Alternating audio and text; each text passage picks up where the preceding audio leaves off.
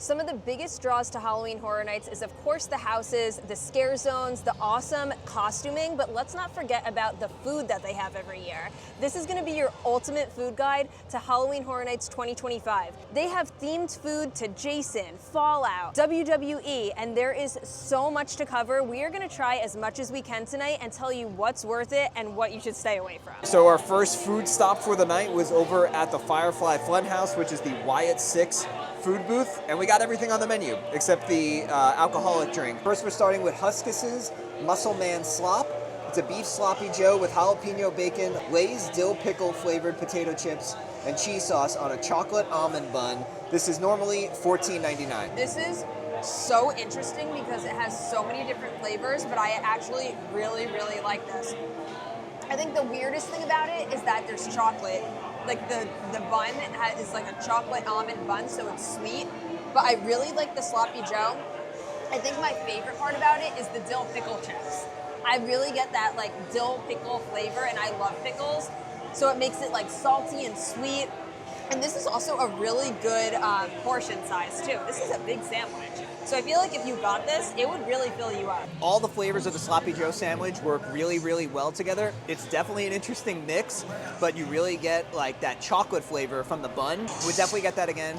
My biggest concern with this was that it wasn't going to be worth the price. Now everything's included with our premium Scream ticket, but it is a $15 sandwich and it's very hearty. We also got Ramblin' Rabbit's fried carrot cake. This is a crispy carrot cake with white icing and torn Ramblin' Rabbit cotton candy for $8.99. This is so good. I love this too. This is gonna be a good food booth because I love both of these things. I would definitely get both of these things again. If you like carrot cake, I think you're really gonna enjoy this. I love that it's deep fried and then the icing is like so sweet. I didn't try this cotton candy yet. I don't even know how. It's kind of like hard. How do you eat that? Let's see. It tastes like stale, like chewy cotton candy. Bubblegum. We also got the Let Me In mocktail. This is lemon juice, peach puree, simple syrup, and lavender syrup, garnished with a dragon fruit syrup float for $9. I'm a big fan of mocktails. I don't drink alcohol, so you're not gonna see any like alcoholic drink reviews in this video, but let's try the mocktail out. The mocktail is very good, very sweet. It has like a minty type of flavor to it. A little bit of fruitiness as well. Would absolutely get this one again. So over here at Louie's in New York, they have a little bit of a Five Nights at Freddy's overlay, and there's some specialty food items in there, so we're gonna go inside, we're gonna try those.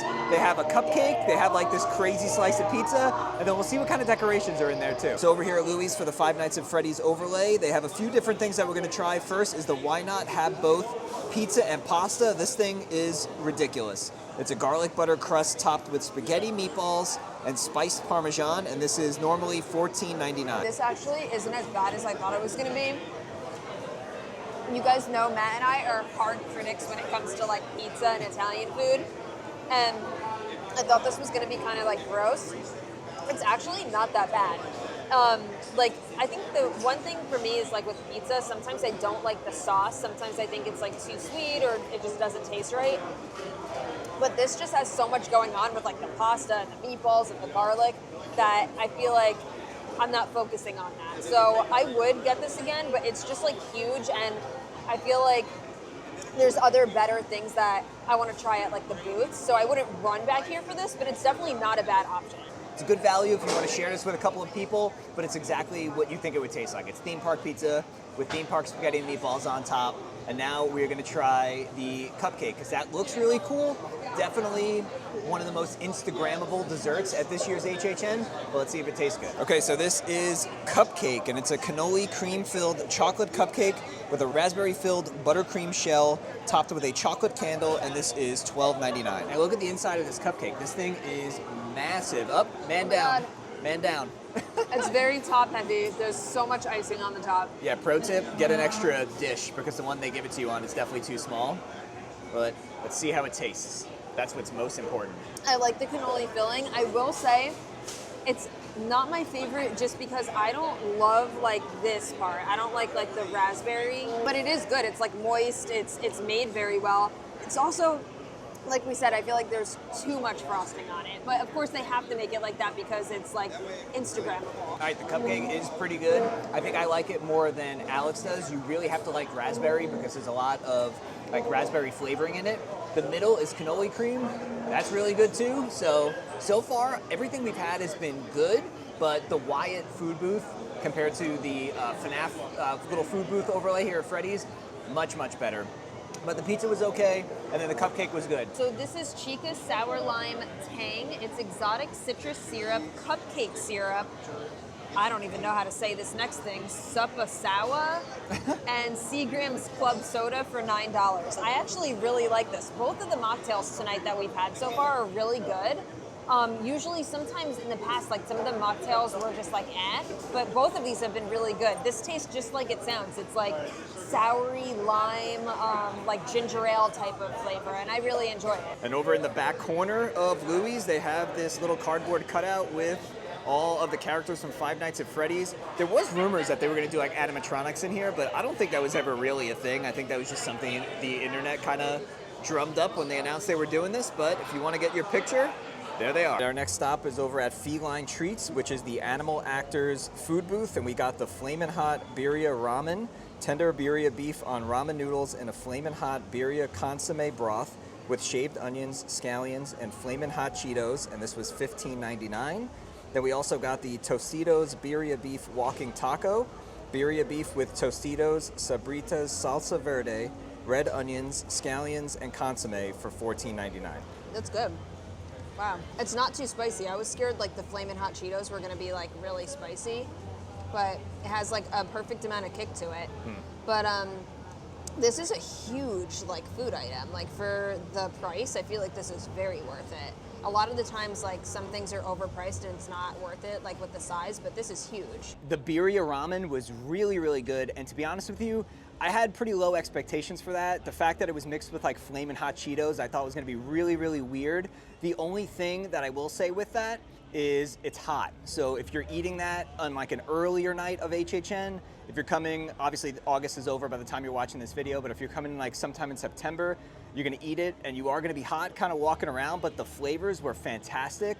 Would absolutely get that again. The portion size was really, really good too. And then as far as the walking taco goes, you can't go wrong with that. Also birria beef, so we doubled up on birria beef with what we got, but the flavors were great. And I think the best part about the walking taco this year compared to years in the past is the chips are really good. Our next food stop is gonna be the Terrifier booths. And from the Clown Cafe, we got Sienna's Burnt Angel Wings. These were $11.99 and it's crispy wings with a spicy bourbon glaze. We also got the Clown Cafe Bloody Popcorn for $10.99, crispy popcorn chicken with pepperoni, marinara, blood sauce, and a spiced Parmesan. This is only okay. I feel like, I mean, Matt's a bigger popcorn fan than I am, but it's basically just like popcorn with maybe some like chili flakes on it and popcorn chicken. I mean, it's cool, but I feel like there's so much better food at HHN that you could get other than this. Yeah, the popcorn is only okay. It's like kind of stale. It feels like it's been sitting there for a while. It's supposed to kind of have like a little bit of like a spicy kick to it. Don't really taste that a whole lot. The popcorn chicken's also just okay. If you were here a couple of years ago when they had the Chucky popcorn chicken, that was a better popcorn chicken option. So again, this is all included with Premium Scream Night. I definitely would not get this again if I was here just and paying out of my own pocket. It's okay, but like Alex said, definitely better thing. And then for dessert, we got the Abracadabra Sunflower Glasses for $7.99. 2 sunflower sugar cookies with chocolate and blood splatter. Lastly, the mocktail is the Clown Cafe Juice for $9. It's orange juice, cranberry juice, and sparkling apple cider. This is really good. This is like very refreshing and not overly sweet. Like some of the mocktails can be like very sickening, like sweet. This is perfect. I definitely taste the apple cider in it.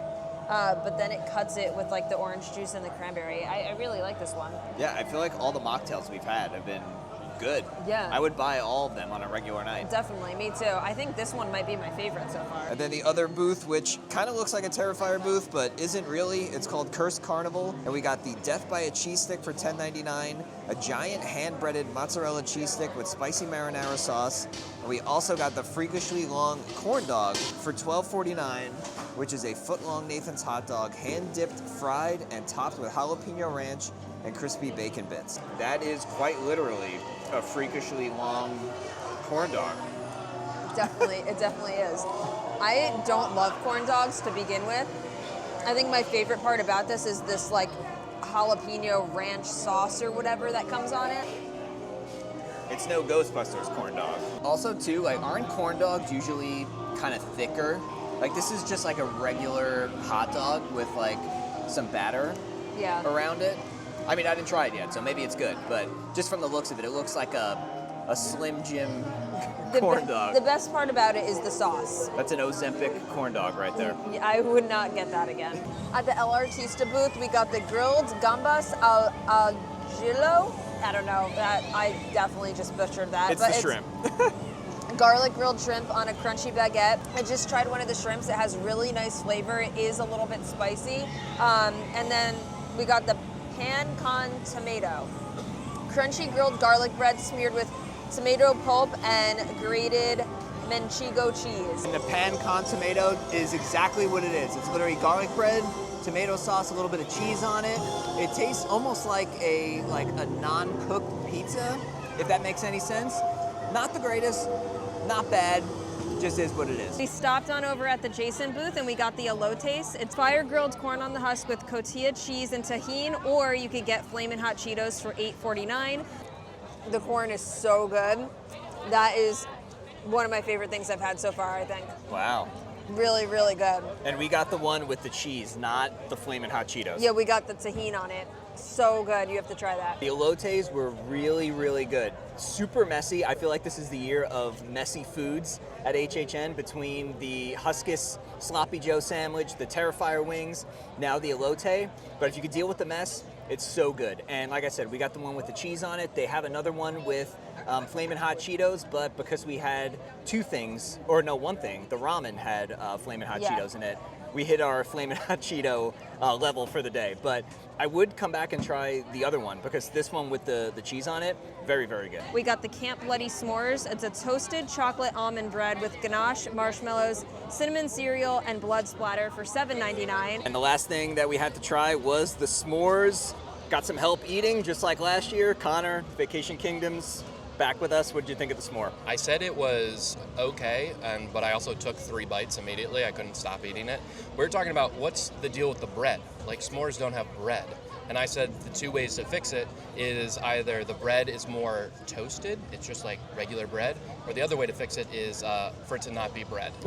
Be something entirely different, like a regular I don't know, like s'more. a graham cracker? Like a graham cracker. What a novel idea. I mean, there's golden grahams on there, but that ain't getting the job done. Yeah, the bread thing is kind of weird. It's literally on like half of a roll. I just find that kind of odd. I like the Ghostbuster s'more from last year way better. Yeah, it's not bad. Like, I would eat this, and we already ate half of it, and we're probably gonna, kill the rest of it, no pun intended.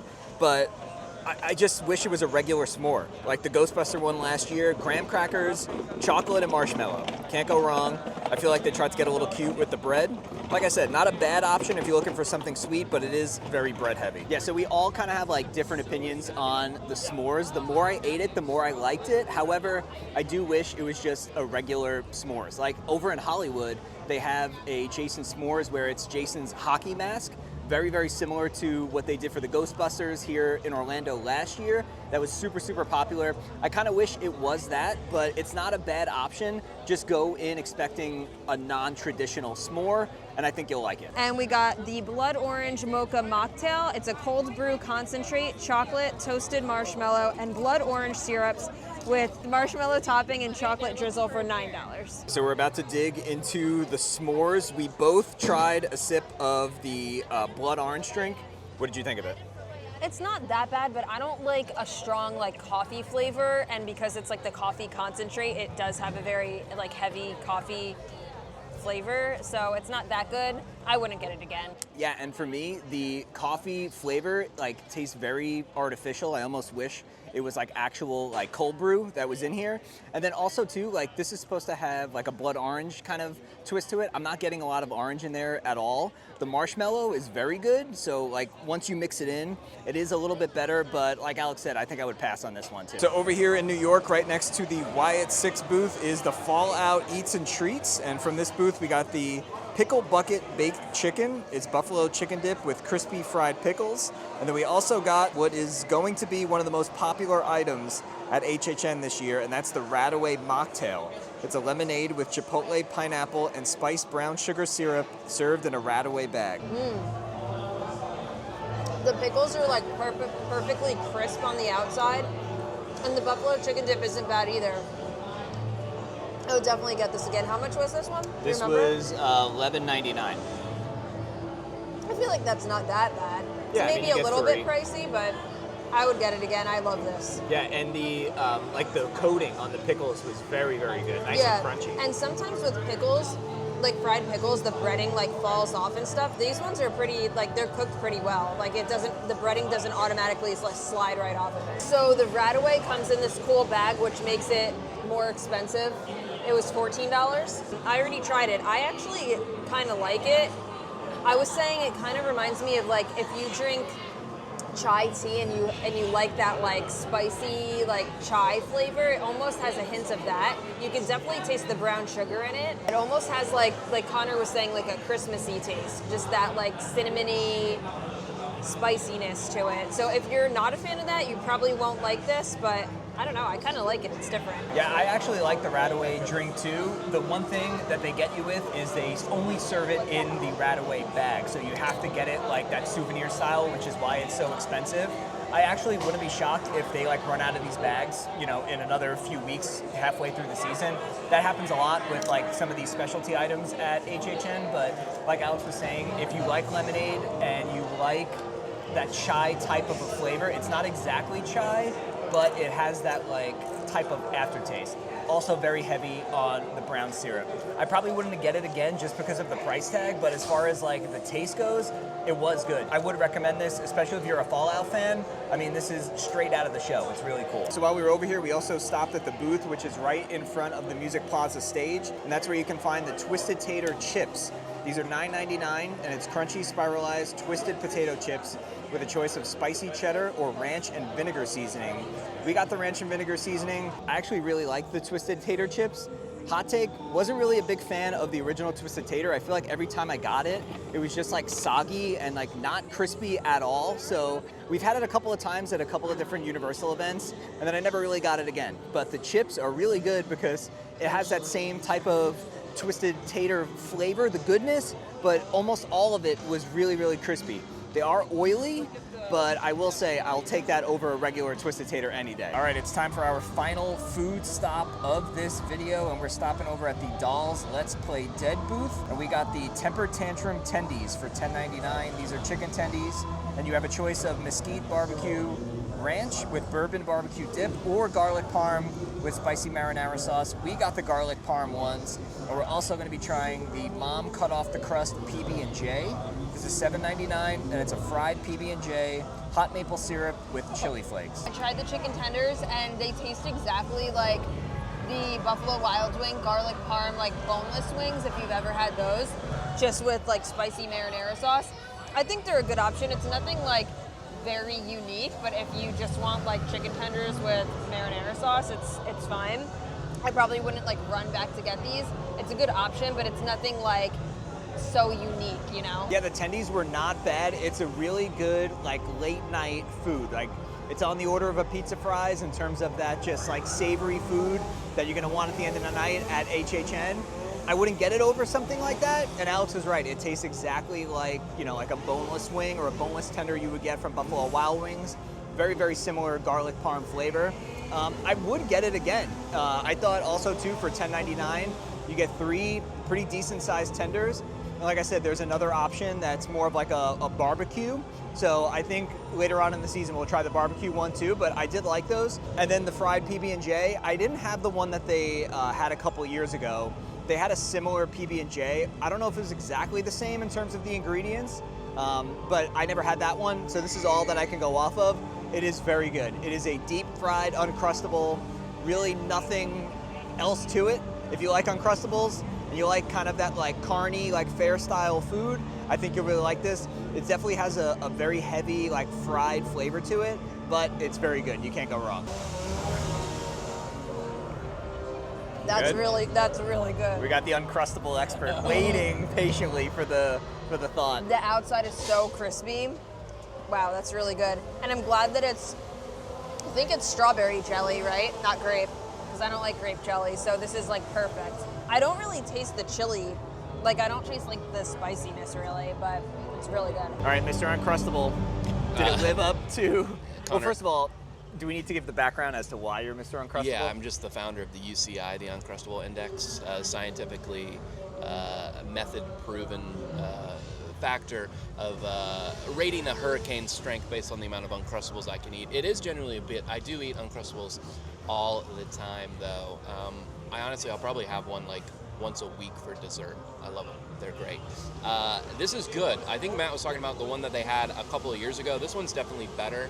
I think what I really love about this is when it's deep fried, the peanut butter kind of like melts. And if you're Orlando local, if you've ever been to Twisty Treat, they have that like liquid peanut butter that they put over it, which is incredible. This is a lot like that. And then the jelly kind of melts in with it as well. Not too spicy, not really spicy at all, unless you get like 2 chili flakes that they put on there. A little greasy, but I think like you have 2 people, you each get half of it. It's very good, and that's coming from the Uncrustable expert. So there you have it. That is our ultimate foodie guide to Halloween Horror Nights 2025. I am absolutely stuffed. Over the course of the last 2 days, Yeah. we tried almost everything. Not quite, but we did enough. Yeah, we ate so much food. We even tried a bunch of the mocktails. I thought it was a good year for food. I do think we liked a lot more stuff last year. There were a few things this year that we probably wouldn't get again, but they always are so creative. Yeah. I think that is always one of the main things. Like, they're so creative with all the different food options, and there is food options for everybody. Like, there's shrimp dishes, there's vegan dishes, there's stuff with chicken, beef. Yep. Like, there's a lot of variety, and I did like a lot of what we tried. Yeah, I mean, I would say I have to go back and kind of look while I'm editing this video, but I feel like it was 50-50. We Yeah. liked a lot of things, we disliked a lot of things, but there were definitely some food items that I would recommend that you try, that we Yeah. showed you throughout the course of this video, and definitely some things that we're gonna be getting again Yeah. throughout the course of the season. So if you guys enjoyed this video and you found it helpful while you're planning your trip to Halloween Horror Nights, make sure you give it a nice big thumbs up. And if you guys are new to the channel, make sure you subscribe down below so you don't miss out on all of our future Halloween Horror Nights content to come. And with that being said, we'll see you guys real soon.